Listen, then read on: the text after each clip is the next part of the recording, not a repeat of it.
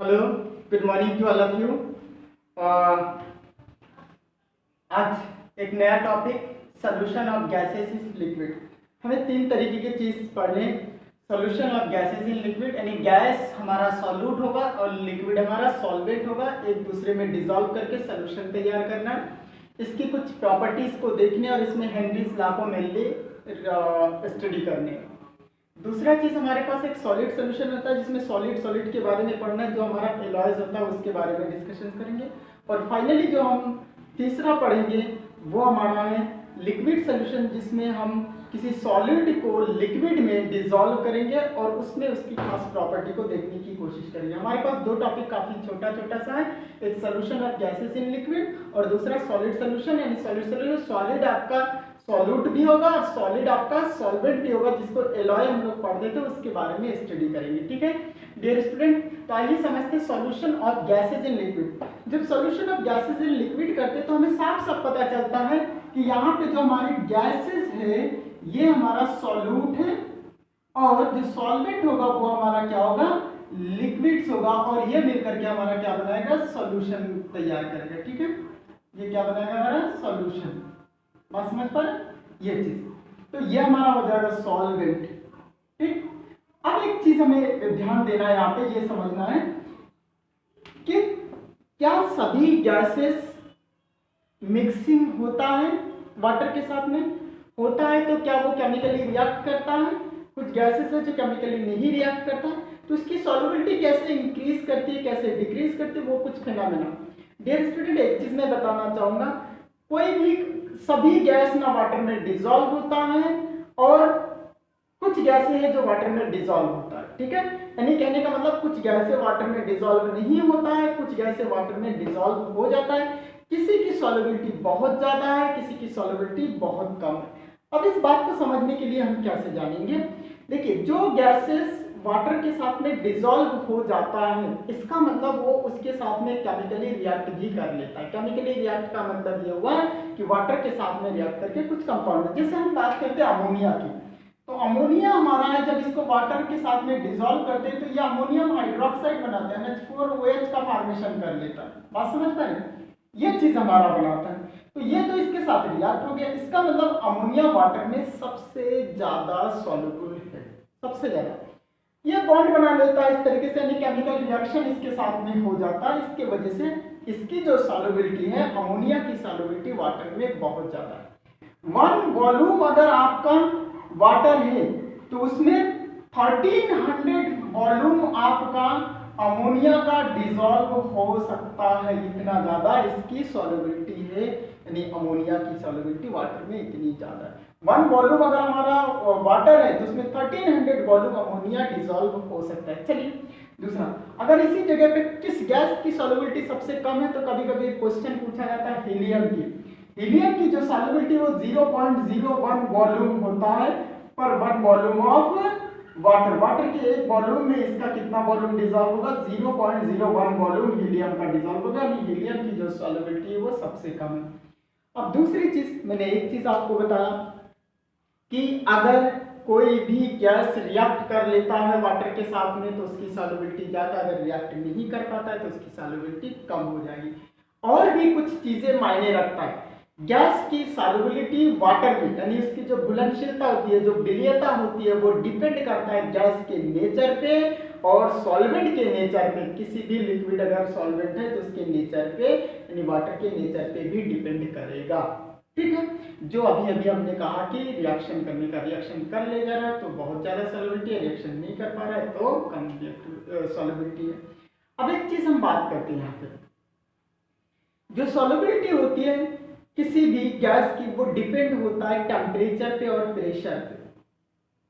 As the temperature increases, the solubility of gases in water decreases. While at constant temperature, the solubility of gases in liquid state or what in liquid state, or you can say in water, is directly proportional to the pressure. That means if the pressure is increases, the solubility of water in solubility of gases in water also increases.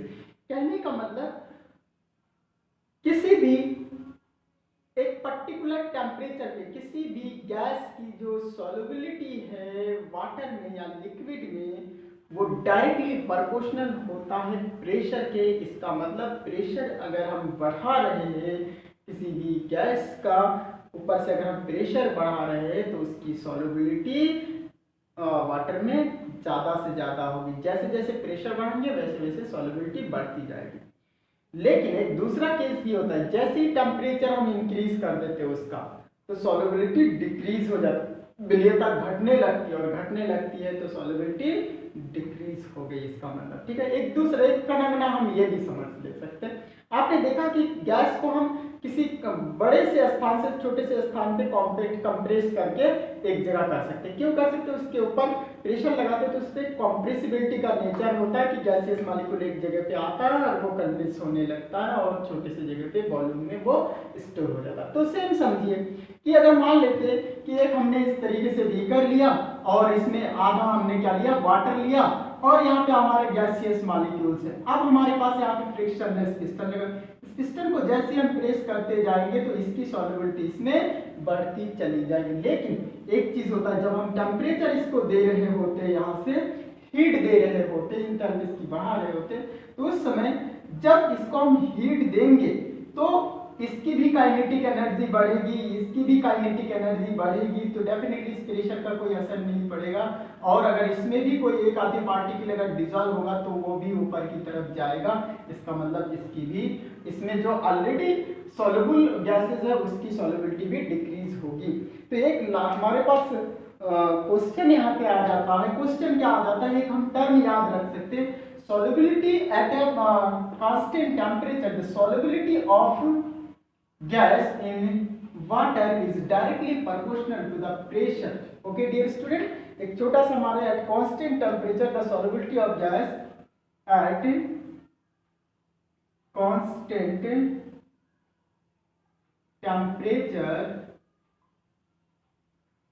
constant temperature the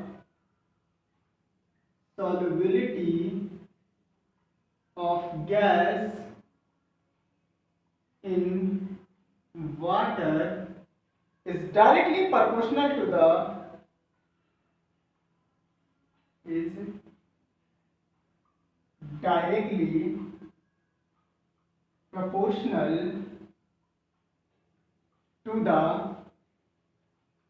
pressure of the gas, to the pressure of the gas. Okay, that means solubility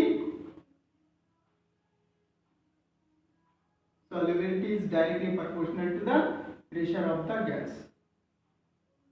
pressure of the gas यानी gas के pressure के बराबर होंगे। यानी जैसे बराबर क्या मतलब, जैसे जैसे हमारा प्रेशर बढ़ाएंगे वैसे वैसे सॉल्युबिलिटी गैस की बढ़ती चली जाएगी, और टेम्परेचर बढ़ाएंगे तो वो चीज घटती चली जाएगी। ठीक है, इसके जो मेजरमेंट होता है, जो सॉल्युबिलिटी होती है, उसको मेनली हम एक वर्ड मान देते हैं absorption coefficient. Absorption coefficient, absorption coefficient इसको नाम देते हैं, जिसको अल्फा से इंडिकेट करते हैं। किससे इंडिकेट करते हैं? अल्फा से इंडिकेट करते हैं। तो ये होता क्या है, ये बात हमें समझना है। ऑब्जर्वेशन कोएफिशिएंट क्या होता है?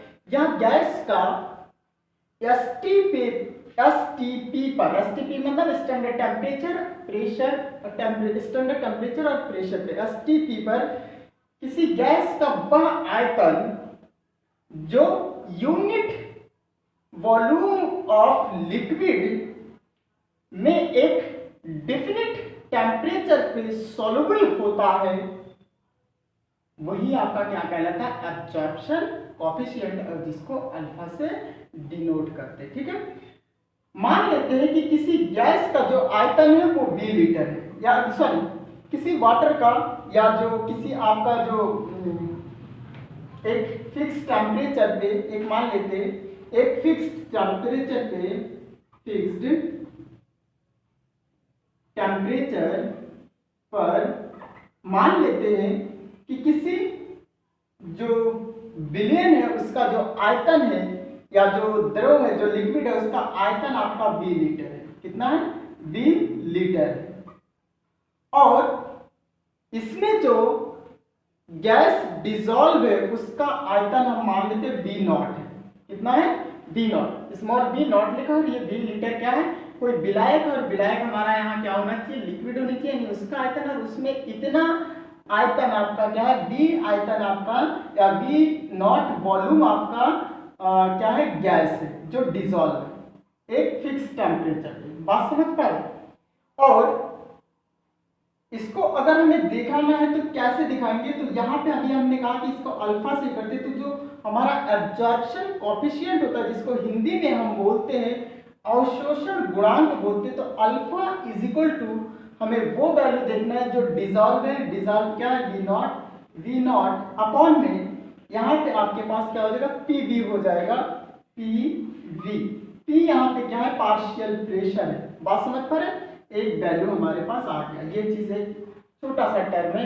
ये क्या है? डिसॉल्व वैल्यू है। जो स्टेटमेंट अभी हमने दिया था उसके अकॉर्डिंग है कि एसटीपी पर गैस का वह आयतन, वह वॉल्यूम जो एक फिक्स टेम्परेचर पे किसी यूनिट वॉल्यूम लिक्विड में डिसॉल्व होता है उसको हम क्या बोलते हैं? कोएफिशिएंट बोलते हैं, एब्जॉर्प्शन कोएफिशिएंट, अवशोषण गुणांक बोलते हैं, जिसे अल्फा से करते हैं उसकी वैल्यू हमारा ये आता है। ये डिनोट करता है कि बी नॉट हमारा क्या है? गैस जो डिसॉल्व है, और ये बी क्या है? आपका उस लिक्विड का वॉल्यूम है। और इस तरीके से एक फार्मूला हमारे पास ड्राइव आ जाता है, यानी ये एब्जॉर्प्शन कोएफिशिएंट। इसको क्या बोलेंगे? Absorption coefficient. बात समझ पाए? इससे ये चीज डिनोट करेंगे। ठीक, जब ये चीज कर लेते तो हेनरी ने एक लॉ दिया था। हेनरी का लॉ क्या है इस बारे में समझते हैं। ओके, हेनरी का एक बहुत ही अच्छा लॉ है, हेनरीज लॉ। यहाँ पे इसी गैस में हमें पढ़ना है, हेनरीज लॉ। ठीक है, हेनरी का लॉ क्या है ये बात समझिए। हेनरी ने ये चीज कहा था, the partial pressure of gas in a vapour phase is directly proportional to the mole fraction of the gas in the solution. Okay, Henry ने ये वर्ड भी कहा था, ये मोल फ्रैक्शन के केस में कहा था, और दूसरा इन्होंने मास के रेट में कहा था। और उस समय इन्होंने कहा था यदि कोई गैस विलयन बना रहा है और उसके साथ में वो केमिकली रिएक्ट नहीं करता है, तो बात फोकस करिएगा, अगर कोई गैस लिक्विड में डिसॉल्व हो रहा है लेकिन उसके साथ केमिकली रिएक्ट नहीं कर रहा है, कोई रासायनिक रिएक्शन नहीं कर रहा है, तो स्थिर ताप पर दरों के एक निश्चित, यानी उस लिक्विड के एक निश्चित आयतन में घुलित गैस का जो द्रव्यमान होता है वो विलयन के साथ एक साम्यावस्था को प्राप्त करता है, और उस समय गैस के दाब के समानुपाती होता है। और इस लॉ को इन्होंने हेनरी ने दिया था, m is directly proportional to p, यानी p प्रेशर हो गया, m क्या हो गया? इसका मास हो गया। अब यहाँ पे इसको हटाने के लिए m इज इक्वल टू हम लाएंगे k p, where k is the constant. k आपके पास क्या है? कांस्टेंट है। लेकिन इन्होंने कहा कि अगर जो गैस हमारा डिसॉल्व है उसको अगर मोल फ्रैक्शन के टर्म में देखना चाहे तो हमारे पास क्या इसका स्टेटमेंट होगा और एक नया सा फार्मूला आएगा। उन्होंने कहा the partial pressure of the gas in a vapour phase is directly proportional to the mole fraction of the gas in the solution. बहुत अच्छा इन्होंने रूल दिया था, the partial pressure of the gas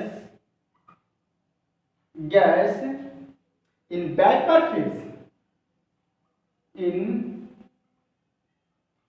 vapor phase is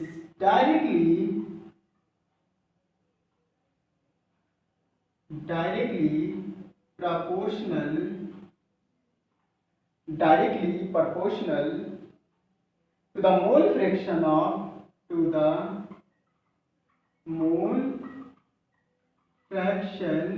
of the gas in solution.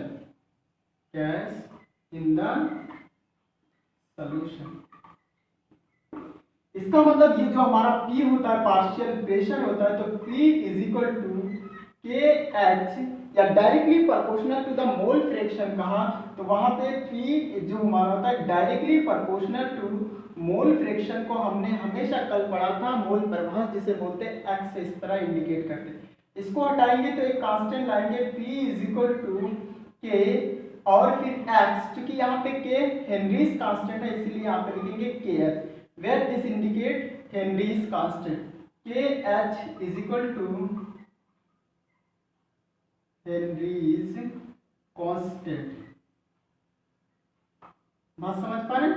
ये value यहाँ पे आ गई। ये हमारे पास एक टर्म आ गया छोटा सा जो हेनरी के लॉ को इंडिकेट करता है। अगर मास से कोरिलेट करना तो इस वैल्यू को हम यहाँ पे डायरेक्टली रख सकते हैं। ये वैल्यू हमारा आ गया, ठीक है। तो ये हमारा हेनरी का लॉ है जो पार्शियल प्रेशर होता है किसी भी गैस का वेपर केस में वो डायरेक्टली प्रोपोर्शनल होता है मोल फ्रैक्शन के। मोल फ्रैक्शन यानी ज्यादा होगा तो पार्शियल प्रेशर ज्यादा होगा, पार्शियल प्रेशर ज्यादा होगा तो हमारे पास क्या होगा gas in the solution.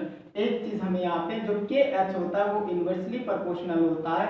KH की वैल्यू ज्यादा होगा तो प्रेशर वो जो उसकी सॉल्युबिलिटी होगी वो कम होगी, हमेशा ये बात ध्यान में रखिएगा। जब इतनी सी चीज पढ़ लेते तो छोटा सा चीज हमारे पास रह जाता है limitation of Henry's law. Limitation मतलब ये कहाँ पे ये चीज लागू है, सिर्फ के कहाँ तक ये वर्क करता है ये बात हमें देखना है, ठीक है। जिसको हम बोलते हैं हिंदी में कि हेनरी के नियम की सीमा यानी limitations of Henry's law. Henry का जो लॉ है वो सिर्फ उन्हीं गैसों के लिए है जो केमिकली रिएक्ट नहीं करता है, यानी वाटर के साथ में रिएक्ट नहीं करता। यानी अमोनिया के लिए कहेंगे तो अमोनिया के लिए नहीं होगा। अमोनिया के लिए क्यों नहीं होगा? क्योंकि मैंने पहले ही बताया कि अमोनिया वाटर के साथ में रिएक्शन करके अमोनियम हाइड्रोक्साइड बना लेता है जो केमिकली रिएक्शंस करता है। तो इस टाइप के गैस के लिए नहीं होता है हेनरी का लॉ जो केमिकली रिएक्ट करता है। एक पहली सीमा होगी। दूसरी ये सिर्फ आइडियल गैस के लिए होता है, रियल गैस के लिए ये चीज नहीं होता। रियल गैसों के लिए होता है लेकिन कब होता है? बहुत कम प्रेशर पे ये रियल गैसों के लिए भी होता है, ये बात ध्यान में रखना होगा, ठीक है।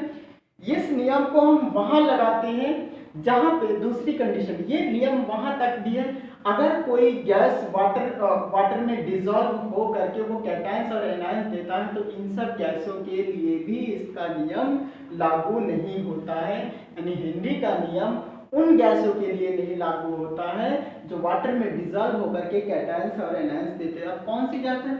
अगर HCl गैस को लेते तो HCl गैस आपका वाटर में डिकम्पोज होकर के H positive and Cl negative ion देता है and H positive and Cl negative ion अगर दे रहा है तो इन गैसों के लिए भी हेनरीज के लॉ को फॉलो नहीं करते, हेनरीज लॉ नहीं अप्लाई करते। ओके डियर स्टूडेंट, तो इतनी सी सारी बात है हमें ये समझना होगा। 3 स्टेप हमने बताया कि हेनरी का लॉ सिर्फ वहां पे लागू होता है आइडियल गैस के लिए, आदर्श गैस के लिए, वास्तविक गैस के लिए नहीं। लेकिन वास्तविक गैस के लिए सिर्फ वहां होता है जब कम प्रेशर लगाया जाए तब। दूसरा कंडीशन उन गैसों के लिए भी नहीं जो केमिकली रिएक्ट करता है वाटर के साथ में, जैसे अमोनिया है, अमोनिया रिएक्ट करता है तो अमोनियम हाइड्रोक्साइड उनके साथ में ऐसा नहीं होगा, ये चीज भी हमें देखना होगा।